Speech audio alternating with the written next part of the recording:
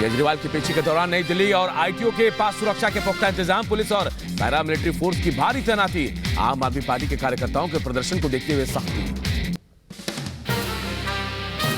दिल्ली के सीएम अरविंद केजरीवाल को मुख्यमंत्री पद से इस्तीफा देने की मांग। हाईकोर्ट में आज मामले को लेकर दायर याचिका पे होगी सुनवाई। हिंदू सेना ने दिल्ली हाईकोर्ट में दाखिल की है याचिका। दिल्ली शराब घोटाले पर दिल्ली के सीएम आज करेंगे विस्फोटक खुलासा। पत्नी सुनीता केजरीवाल का दावा, दिल्ली के सीएम बताएंगे शराब घोटाले का पैसा कहां है। सुनीता केजरीवाल के दावे पर बोली बीजेपी, अगर केजरीवाल के पास जानकारी तो सिसोदिया और जैन को इतने दिनों जेल में क्यों छोड़ा। केजरीवाल की गिरफ्तारी के खिलाफ 31 मार्च को आम आदमी पार्टी की महारैली में शामिल होगी टीएमसी। इंडी गठबंधन ने 31 मार्च को दिल्ली के रामलीला मैदान में रैली का ऐलान किया है। दिल्ली हाईकोर्ट से अरविंद केजरीवाल को राहत नहीं। ईडी से 2 अप्रैल तक कोर्ट ने जवाब मांगा। 3 अप्रैल को गिरफ्तारी के खिलाफ होगी सुनवाई। केजरीवाल को हाईकोर्ट से राहत नहीं मिलने पर बोले बीजेपी नेता वीरेंद्र सचदेवा, ये तो होना ही था, कोर्ट तथ्य पर भरोसा करती है। आम आदमी पार्टी कितना भी षड्यंत्र करे, राहत नहीं मिलने वाली। दिल्ली हाईकोर्ट से केजरीवाल को झटके पर बोले बीजेपी नेता शहजाद पूनावाला, केजरीवाल के ड्रामेबाजी और भ्रष्टाचार को एक और बड़ा झटका। पश्चिम बंगाल के कृष्णानगर से उम्मीदवार बनाए जाने के बाद राजमाता अमृता रॉय ने की पीएम मोदी से फोन पर बात। प्रधानमंत्री जो गाइड करेंगे उससे प्रेरणा मिलती है। बीजेपी ने जम्मू कश्मीर के लिए जारी की 40 स्टार प्रचारकों की list. PM Modi, JP Nadda, Rajnath Singh, Gadkari, Shah और योगी समेत सभी स्टार प्रचारक जो हैं वो कैंपेन करेंगे। बीजेपी ने कई राज्यों के चुनाव और सह चुनाव प्रभारी की लिस्ट जारी की। ओपी धनखड़ को दिल्ली का प्रभारी बनाया। महाराष्ट्र का जिम्मा डॉक्टर दिनेश शर्मा को सौंपा। कांग्रेस ने लोकसभा चुनाव के लिए जारी किया 8वीं लिस्ट। 4 राज्यों के कुल 14 उम्मीदवारों का नाम का ऐलान। रायबरेली और अमेठी में प्रत्याशियों पर विचार नहीं कर पा रही है कांग्रेस।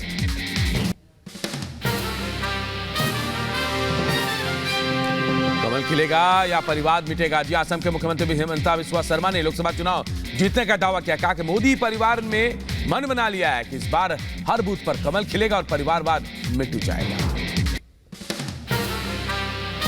महाराष्ट्र में लोकसभा चुनाव के पहले चरण के लिए 183 उम्मीदवारों ने भरा 229 नामांकन।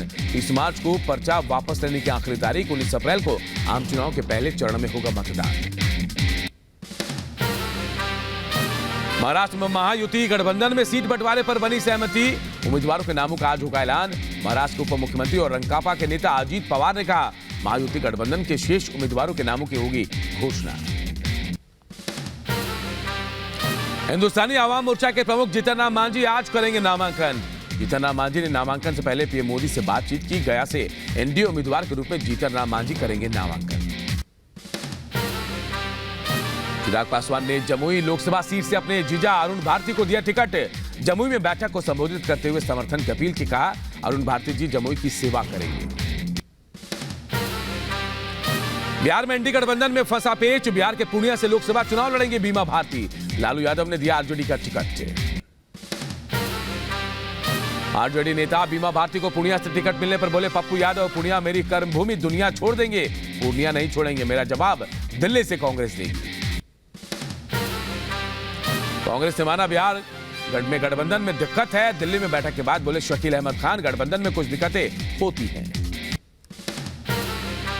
केंद्रीय मंत्री अश्विनी चौबे ने दिल्ली में गृह मंत्री अमित शाह से मुलाकात की। बीजेपी दफ्तर में जेपी नड्डा भी रहे मौजूद। अश्विनी चौबे को बक्सर से नहीं मिला है टिकट। बीजेपी के अपराजिता सारंगी ने ओडिशा के भुवनेश्वर से दोबारा टिकट मिलने पर पीएम मोदी अमित शाह को किया धन्यवाद। कहा मुझ में आस्था दिखाई, उसके लिए आभार। अरुणाचल के विधानसभा चुनाव में मुख्यमंत्री पेमा खांडू समेत 5 प्रत्याशियों के निर्विरोध जीत तय। नामांकन के अंतिम दिन तक विपक्ष से किसी भी उम्मीदवार ने नहीं भरा नामांकन। लोकसभा चुनाव से पहले महाराष्ट्र के गोरेगांव में 1 करोड़ 76 लाख रुपए नकदी जब्त। इलेक्शन कमीशन की सर्विलांस टीम ने जब्त किए रुपए। चुनाव आयोग ने बीजेपी नेता दिलीप घोष को भी महिला विरोधी बयान को लेकर भेजा नोटिस। दिलीप घोष ने पश्चिम बंगाल की सीएम ममता बनर्जी को लेकर की थी विवादित टिप्पणी। लोकसभा चुनाव के मद्देनजर बीजेपी ने उम्मीदवारों के नाम की 7वीं लिस्ट जारी की। महाराष्ट्र के अमरावती से नवनीत राणा, कर्नाटक के चित्रदुर्ग से गोविंद करजोल को बनाया प्रत्याशी। अमरावती से बीजेपी का टिकट मिलने के बाद नवनीत राणा का वीडियो संदेश आया सामने। अब की बार 400 पार का नारा लगाया। हरियाणा के उपचुनाव के लिए बीजेपी ने उम्मीदवारों का किया ऐलान। मुख्यमंत्री नायब सिंह सैनी करनाल से लड़ेंगे विधानसभा उपचुनाव। हिमाचल की मंडी से कंगना रनौत के खिलाफ कांग्रेस को नहीं मिल रहा उम्मीदवार। हिमाचल प्रदेश कांग्रेस अध्यक्ष प्रतिभा सिंह ने चुनाव लड़ने से किया इनकार। पंजाब में आम आदमी पार्टी को डबल झटका। इकलौते सांसद रिंकू सिंह बीजेपी में शामिल। जालंधर पश्चिम से आप विधायक शीतल अग्रुल ने भी बीजेपी ज्वाइन की। बीजेपी में शामिल होने के बाद बोले सुशील कुमार रिंकू, बीजेपी में आने का एक ही मकसद है, देश आज विकसित हो रहा है, पंजाब में उसकी कमी दिख रही है। आपसे बीजेपी में आए सुशील कुमार रिंकू और शीतल अग्रुल को लेकर बोले हरदीप सिंह पुरी, इन दोनों का जुड़ना बीजेपी के लिए अच्छी बात है। आम आदमी पार्टी का बीजेपी पर बड़ा आरोप। कहा बीजेपी में आने के बदले 20 से 25 करोड़ रुपए के ऑफर दिए जा रहे हैं। मुरादाबाद के डीएम ने रुचि वीरा को सपा के आधिकारिक उम्मीदवार के रूप में पुष्टि की। एसटी हसन को हटाकर कराया नामांकन। 2 दिन पहले एसटी हसन ने भरा था पर्चा। मुरादाबाद से सपा उम्मीदवार रुचि वीरा ने लोगों से मुलाकात की। कटघर इलाके में समर्थकों के घर गई रुचि वीरा।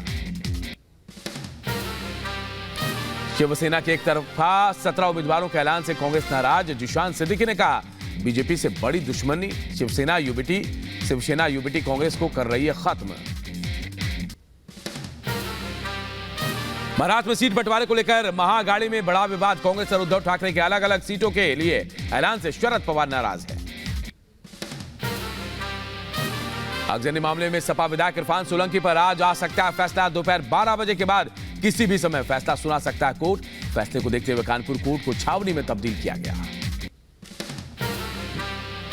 राजस्थान सरकार में पूर्व मंत्री महेश जोशी को ईडी का तीसरा समन। जल जीवन भ्रष्टाचार मामले में आज ईडी ने पूछताछ के लिए बुलाया। ताजमहल वर्सेज तोजे महालय को लेकर कोर्ट में याचिका दाखिल।